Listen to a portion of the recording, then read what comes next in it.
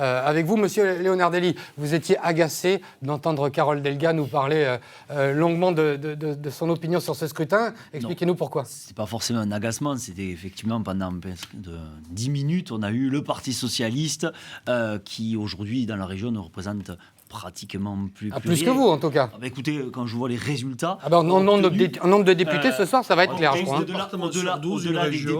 Au-delà des députés, il y a le score obtenu par les candidats du Rassemblement national. Déjà, je tiens à remercier l'ensemble donc, des électrices et des électeurs qui se sont portés sur les candidats du Rassemblement national, les militants aussi qui ont fait campagne pour les européennes et pour ces élections législatives anticipées.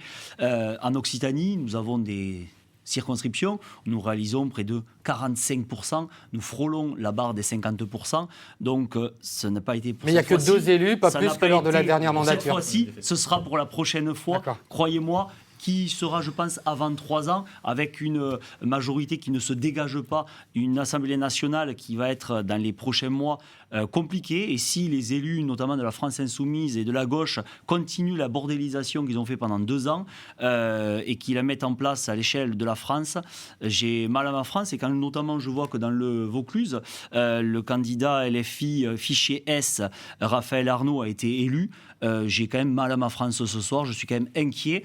Et je peux dire ce soir aux Français qu'ils pourront toujours compter sur les élus et les candidats du Rassemblement national pour les défendre aujourd'hui et continuer à les défendre demain. C'est-à-dire que vous voulez être quelle forme d'opposition ? Vous avez parlé de bordélisation pour la France insoumise. Là, c'est l'idée, c'est d'être pareillement systématiquement opposé à toute proposition gouvernementale. Le Rassemblement national n'est jamais complètement opposé quand il y a des propositions qui viennent d'autres camps politiques. Au contraire, nous prenons de la hauteur sur les dossiers et nous votons pour des sujets, pour des dossiers qui vont dans le bon sens, dans l'intérêt de la France et des Français. Et par contre, nous nous opposons quand cela va à l'encontre de ce que nous pensons aller dans le bon sens.